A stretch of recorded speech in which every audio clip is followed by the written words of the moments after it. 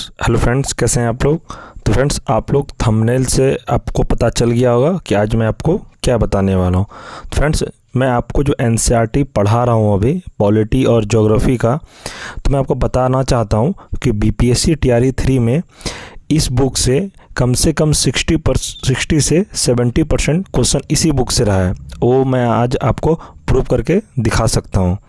आप लोग को लगता है ना कि एनसीईआरटी नहीं पढ़ना चाहिए, या मैं आपको जो चैनल पे करा रहा हूँ क्यों करा रहा हूँ, आपको यह वीडियो देखने के बाद आपको सिर्फ एनसीईआरटी ही पढ़ने का मन करेगा।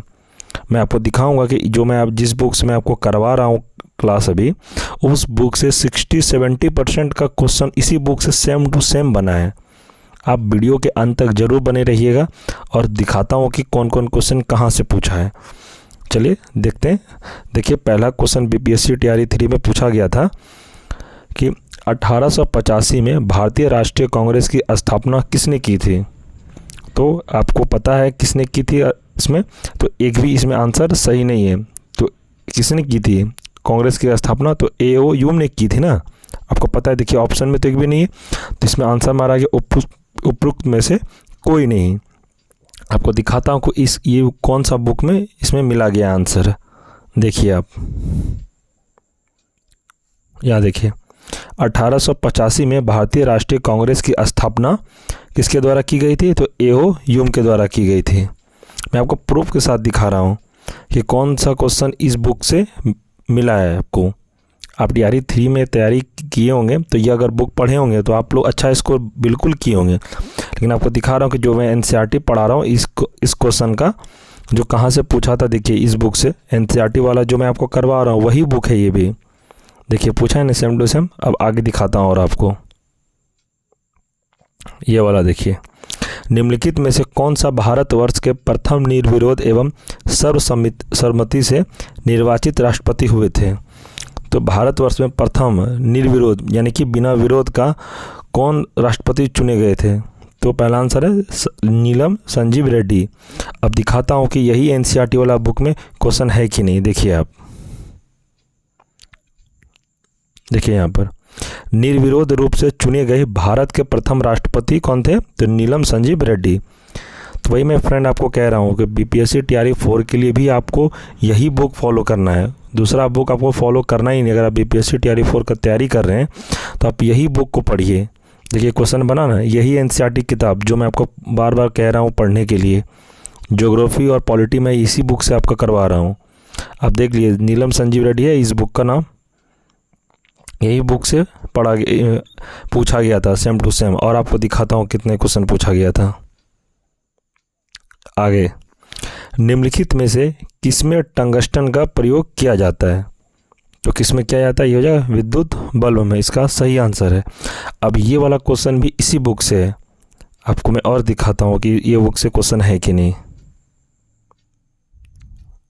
ये देखिए, विद्युत बल्ब का तंतु किस धातु से निर्मित होता है, तो टंगस्टन से। मैंने कहा था फ्रेंड्स, मैं आपको प्रूफ करके दिखाऊंगा कि यही बुक से क्वेश्चन पूछा गया था बीपीएससी टीआरई 3 में। इसलिए आप लोग लूसेंट भी ख़राब नहीं, अगर आप लूसेंट पढ़ते हैं, लेकिन मैं आपको ज़्यादा प्रेफर करूँगा कि आप यही बुक को पढ़िए लेकर। महेश बर्नवाल की ये किताब है एनसीईआरटी 1 लाइनर। तो आपको यह किताब ज़रूर पढ़ना चाहिए। और आपको बस किताब नहीं लेना है तो मैं आपको इस चैनल पे ज़रूर पूरा टॉपिक के साथ कंप्लीट करा दूँगा। इसलिए मेरे चैनल से आप बने रहिएगा। ये 2 सब्जेक्ट कंप्लीट होने के बाद उसके बाद मैं सारा सब्जेक्ट शुरू कर दूंगा। हिस्ट्री है, पॉलिटी है, हर कुछ। अभी फ़िलहाल मैं और आपको क्वेश्चन दिखाता हूँ कि इस बुक से कितने क्वेश्चन और बने हैं। दिखाते हैं आपको दूसरा क्वेश्चन। बिहार में वहाबियों की गतिविधियों का मुख्य केंद्र कौन सा था, तो ये कौन सा केंद्र था ये बिहार में, तो ये पटना। इसका सही आंसर है।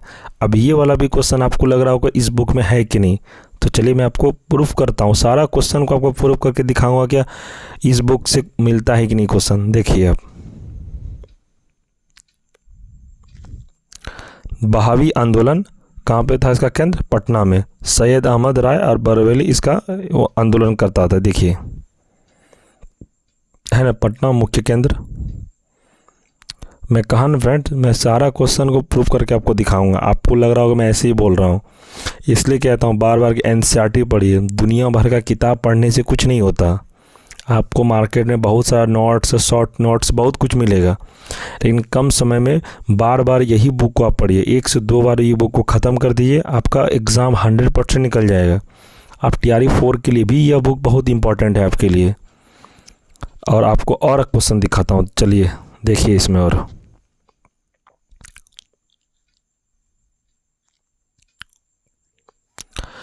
वाहनों के साइडों में ट्रैफिक देखने के लिए किस प्रकार का दर्पण प्रयोग होता है? किस प्रकार के दर्पण का प्रयोग होता है वाहनों में?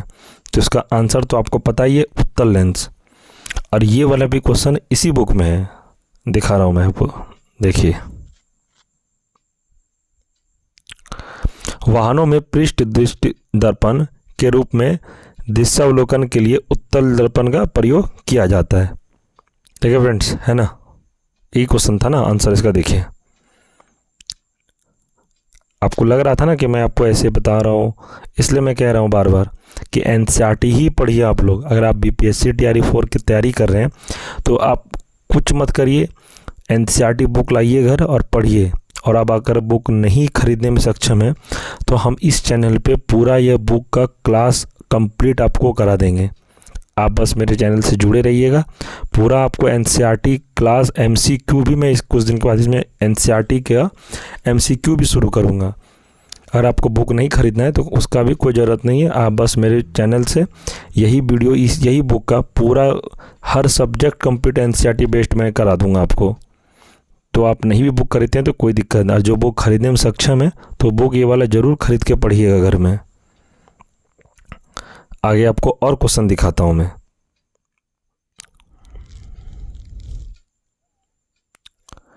लंदन में सर कर्जन वायली की हत्या किसने की थी? तो लंदन में सर कर्जन वायली की हत्या किसने की थी? तो देखिए इसका आंसर है मदन लाल धिंगड़ा। इसका सही आंसर है। और ये वाला भी क्वेश्चन इसी बुक में भी है। आपको मैं सब कुछ आज एकदम प्रूफ करके दिखाऊंगा। ऐसे में बात नहीं किया था कि मैं आपको यही बुक आपको पढ़ना है। ये बुक इसलिए भी इम्पॉर्टेंट है आप लोग को ट्रस्ट दिलाने के लिए कि जो मैं आपको पढ़ा रहा हूँ आपको लगेगा कि ये ऐसे बोल रहा है। तो इसलिए आपको प्रूफ के साथ आज दिखा रहे हैं कि इस बुक से कितने क्वेश्चन पूछा गया था BPSC TRE 3 में। और मैं आपको कुछ दिन के बाद इसमें एनालिसिस करके इस बुक का TRE 1 का भी आपको करा के दिखा दूँगा। TRE 1 में भी यहाँ से क्वेश्चन बहुत सारा पूछा गया था। अभी फ़िलहाल TRE 3 का बात कर रहे हैं, तो चलिए और आगे आपको दिखाते हैं क्वेश्चन। मदन लाल ढींगरा था। अब इसका देखिए किस बुक से पूछा था, देखिए। कौन सा क्रांतिकारी कर्नल वायली हत्याकांड वर्ष 1909 में संबंधित था? तो कौन जगह? मदन लाल ढींगरा, है ना? यही बुक का देख लीजिए। ये क्वेश्चन है आपका, पढ़िए इसको और आंसर यहाँ है। और किस बुक में है कि नहीं ये भी देखिए आप, है ना? लीजिए मैं आपके लिए इसको हाईलाइट कर दिया, देख लीजिए, है ना? इसलिए मैं कहता हूँ NCERT is the best book for TRE 4। आगे दिखाता हूँ। और ये क्वेश्चन देखिए, बंगाल के विभाजन को किसके कार्यकाल में वापस लिया गया? तो बंगाल जब विभाजन हुआ था 1905 में, पहली बात आप समझिए कि बंगाल विभाजन 1905 को हुआ था और उस विभाजन को किसने वापस लिया? तो इसका सही आंसर है लॉर्ड हार्डिंग, है ना? Lord Hardinge. तो ये भी इसी बुक में है, मैं आपको दिखा रहा हूँ। ये मॉडर्न हिस्ट्री का क्वेश्चन है, ये मॉडर्न हिस्ट्री का क्वेश्चन है। आपको दिखाता हूँ कि यही बुक में ये वाला सेम टू सेम है कि नहीं क्वेश्चन। चलिए देखते हैं। लॉर्ड कर्जन द्वारा 1905 में किया गया बंगाल विभाजन वर्ष 1911 में लॉर्ड हार्डिंग के कार्यकाल में रद्द कर दिया गया। देखिए, है ना? ये वाला देख लीजिए आप। मैं यही बुक ना आपको करवा रहा हूँ, ज्योग्राफी और पॉलिटिका, देख लीजिए, है ना? Same to same question answer इसका। इसलिए आपको ट्रस्ट दिलवाने के लिए मैं ये आपको आज एनालिसिस सारा करके आपको बता रहा हूँ, क्योंकि आपको ट्रस्ट हो तभी आप एनसीईआरटी पढ़ने में भी आपको मन लगेगा। बस आपको भरोसा जगाने के लिए मैं आपको पूरा एनालिसिस करके दिखा रहा हूँ। मैं आपको और भी दिखाऊंगा क्वेश्चन, पहले आप और सब देख लीजिए, मैं TRE 1 TRE 2 का भी दिखाऊंगा कि इस बुक से क्वेश्चन पूछा गया था कि नहीं पूछा गया था। अब देख लीजिए। अब नेक्स्ट क्वेश्चन दिखाते हैं आपको। और गांधी जी के राजनीतिक गुरु कौन थे? तो ये आप सबको पता है कि महात्मा गांधी के राजनीतिक गुरु कौन थे? तो ये गोपाल कृष्ण गोखले। और इस बुक में ये वाला भी क्वेश्चन है, चलिए दिखाते हैं आपको। ये देखिए, महात्मा गांधी के राजनीतिक गुरु कौन थे? तो गोपाल कृष्ण गोखले, है ना। वही कहता हूँ फ्रेंड्स, इससे बाहर आपका एक भी प्रश्न नहीं जाएगा। आप TRE 4 का तैयारी करें, एकदम आंख बंद करके बुक लाइए और पढ़िए। और आप बुक नहीं खरीदते हैं तो हम इस चैनल पे सारा सब्जेक्ट आपको कवर करा देंगे। आप अपने चैनल से जुड़कर पढ़ सकते हैं, आप कोई दिक्कत वाली बात नहीं है। और इस चैनल पे आपको MCQ भी NCERT बेस्ड मिलेगा, जो कि हूबहू NCERT वाला ही MCQ आपको पढ़ने को मिलेगा। और आपका टेस्ट भी इस चैनल पे लिया जाएगा कि आपको किताब को अच्छे से तैयारी करा दिया जाएगा TRE 4 का। आप रेलवे की भी तैयारी अगर करते हैं तो रेलवे के लिए भी ये बुक बहुत ही इम्पॉर्टेंट है। आप इस बुक को हल्के में बिल्कुल भी ना लें। और बहुत मोटा मोटा बुक पढ़ने का कोई ज़रूरत नहीं, एग्ज़ाम में बस आपको पास करना है, ब्रिलियंट नहीं बनना है। उतना ही पढ़िए जितना एग्ज़ाम में पूछा जाता है। एक्स्ट्रा पढ़ने से होता है कि जो एग्ज़ाम में क्वेश्चन जानते हुए भी आप भूल जाते हैं। और आपको प्रश्न दिखाते हैं, चलिए ये वाला प्रश्न देख लीजिए। निम्न में से कौन सा नवीकरणीय ऊर्जा का स्रोत है? तो कौन सा है देख लीजिए। इसमें नवीकरणीय एक भी तो नहीं है ना। कोयला, नाभिकीय ईंधन, पेट्रोलियम, ये सब जलने के बाद दोबारा इसका उपयोग कर सकते हैं हम लोग? नहीं ना। नवीकरणीय ऊर्जा का स्रोत इसमें से एक भी नहीं है, तो उपरोक्त में से कोई नहीं, इसमें आंसर सही होगा। और आपको दिखाते हैं, ये वाला भी प्रश्न इसी बुक में है। देखिए, ऊर्जा इसका चैप्टर का नाम है, देखिए पहले ही पेज में इसका है। देखिए, नवीकरणीय ऊर्जा का संसाधन क्या है? सौर ऊर्जा, पवन ऊर्जा, जल विद्युत, बायोगैस, भूतापीय ऊर्जा, कचरे से उत्पादित ऊर्जा, ज्वारीय ऊर्जा। नवीकरणीय ऊर्जा के बारे में देख लीजिए, है ना। मिल गया ना आपको इसी बुक में। मैं कहा था फ्रेंड्स, आपको हर कुछ मैं प्रूव करके दिखाऊंगा कि TRE 3 में क्वेश्चन पूछा गया है कि नहीं। यहाँ से आप देखते जाइए बस। ये वाला देखिए, यहाँ देखिए। अब एक विद्युत फ्यूज किस प्रभाव पर कार्य करता है? तो किस प्रभाव पर कार्य करता है? इसका आंसर है इसमें विद्युत धारा का तापीय प्रभाव। अब ये भी क्वेश्चन यही बुक से आपको दिखाते हैं।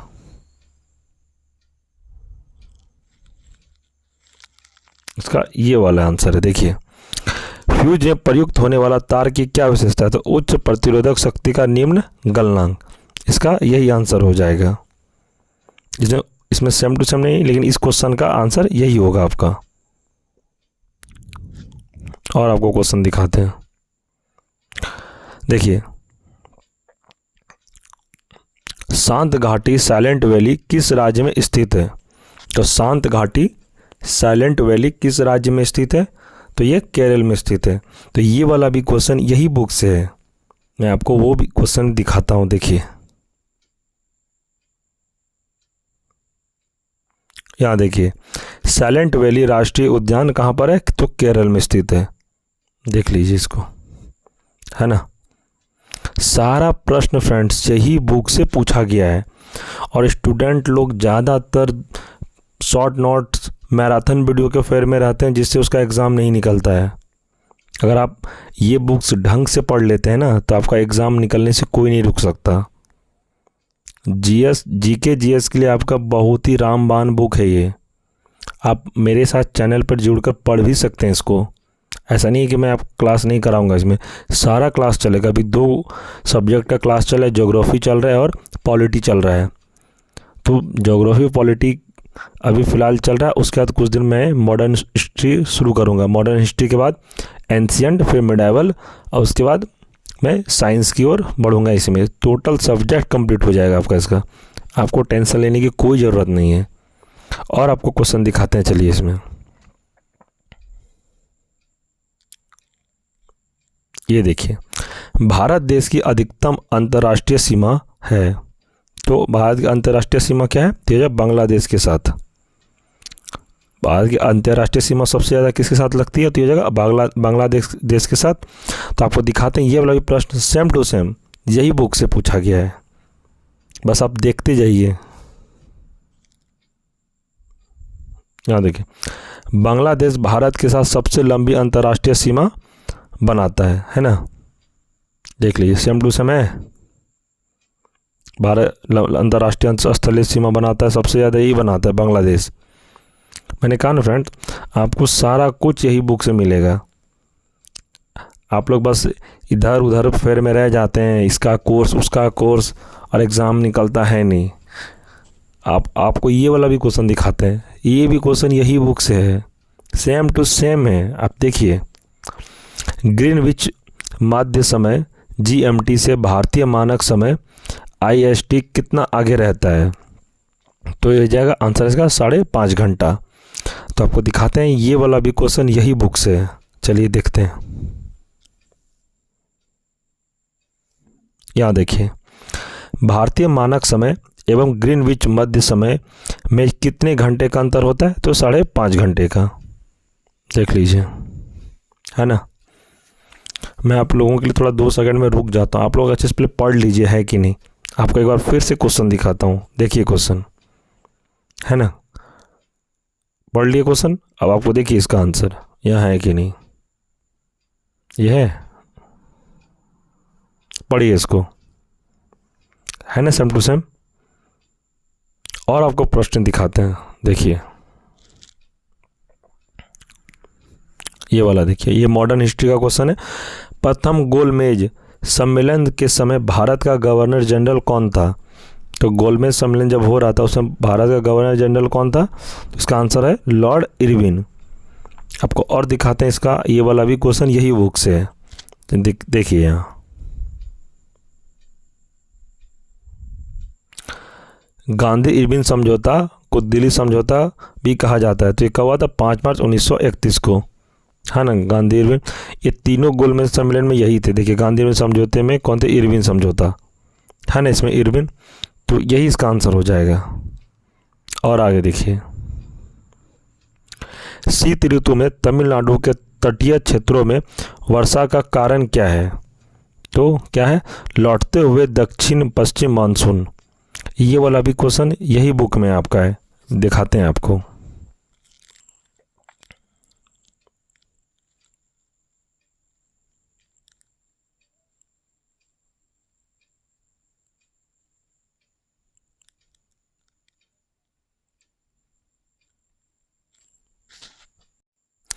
देखिए फ्रेंड्स, एक उसका आंसर है, उत्तरी पूर्वी मानसून से सबसे अधिक वर्षा प्राप्त कहाँ होता है? तो ये तमिलनाडु में होता है। ये पहला ही इसका आंसर है इस प्रश्न का। देखिए प्रश्न ये है आपका, ये वाला प्रश्न का आंसर यहाँ पे देखिए बुक में है, तमिलनाडु इसका आंसर है। देखिए यहाँ पे आपको नेक्स्ट क्वेश्चन दिखाते हैं। और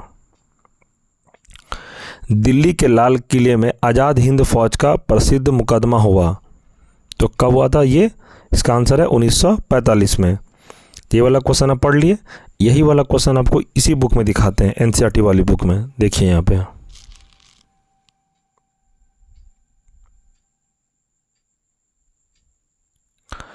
ब्रिटिश सरकार ने आज़ाद हिंद फौज के सैनिकों एवं अधिकारियों को गिरफ्तार कर नवंबर 1945 में दिल्ली के लाल किले में उन पर मुकदमा चलाया, है ना। 1945 में, एक क्वेश्चन देखिए हमें, आज़ाद हिंद फौज प्रसिद्ध मुकदमा 1945 में मिल गया ना। देखिए यहाँ पे आपको थोड़ा जूम करके मैं दिखा देता हूँ। देखिए, है ना, आज़ाद हिंद फौज के सैनिकों एवं अधिकारियों को गिरफ्तार करके 1945 में इस पर लाल किले में उन पर मुकदमा चलाया था। 1945 का डेट है, मिल गया ना। और आपको दिखाते हैं क्वेश्चन, एक क्वेश्चन देखिए, अब बायोगैस का प्रमुख घटक कौन सा है? तो इसका आंसर है मीथेन। इसका सही आंसर मीथेन हो गया। अब आपको दिखाते हैं ये वाला क्वेश्चन इस बुक में है कि नहीं। चलिए यहाँ देखिए, गोबर गैस का मुख्य घटक क्या है? तो ये जगह मीथेन, इसी को बायोगैस भी कहते हैं, है ना, मीथेन इसका सही आंसर। सेम क्वेश्चन है फ्रेंड्स, ये बायोगैस में लिखा गया है, इसी को बोला जाता है। देखिए यहाँ पर इसका आंसर है मीथेन। ये हो गया। और आपको क्वेश्चन दिखाते हैं।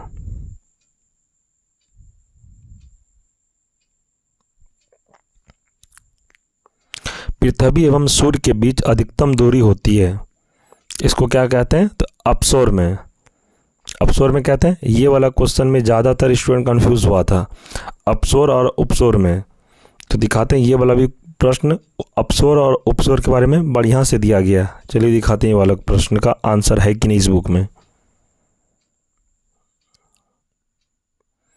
देखिए यहाँ पे अपसोर है ना। पृथ्वी जब सूर्य से अधिकतम दूरी पर होती है तो इसे अपसोर कहते हैं। ऐसी स्थिति में 4 जुलाई को होती है। और यहाँ देखिए उपसोर के बारे में भी दिया गया है। देख लीजिए फ्रेंड्स, है ना सही आंसर इसका इस बुक में। मैं आपको कहा था, देखिए एक बार फिर से आप पढ़ लीजिए।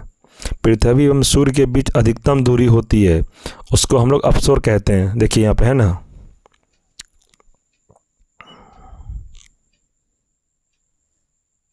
ये देखिए अपसोर है।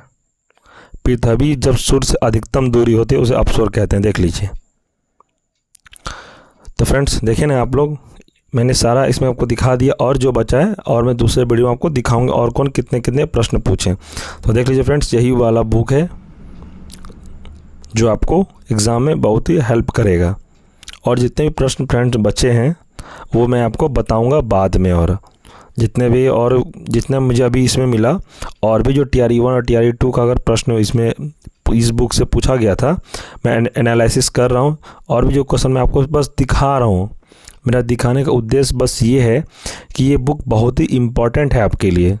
मेरा ऐसा कोई उद्देश्य ये नहीं है कि आप और भी बुक ना पढ़ें, बट मैं आपको ज़्यादा प्रेफर करूँगा कि ये बुक आप पढ़िए। आप TRE 4 का तैयारी कर रहे हैं तो ये बुक आपको ज़रूर पढ़ना चाहिए। और रेलवे NTPC का आप तैयारी कर रहे हैं तो ये वाला बुक उसके लिए भी इम्पॉर्टेंट है। मैं आपको रेलवे का भी एनालिसिस करके दिखा दूँगा अगले वीडियो में। तो फ्रेंड्स चलिए, हमने तो यही आपको दिखाने का प्रयास किया कि कौन सा बुक आपके लिए बेटर है BPSC TRE 4 के लिए तैयारी के लिए।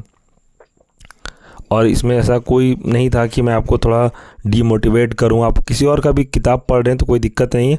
आप अगर लूसेंट पढ़ रहे हैं तो वो भी अच्छी बुक है, उसमें भी कोई दिक्कत नहीं है। बट ये NCERT है, आपको पढ़ने में भी मन लगेगा ये वाला बुक।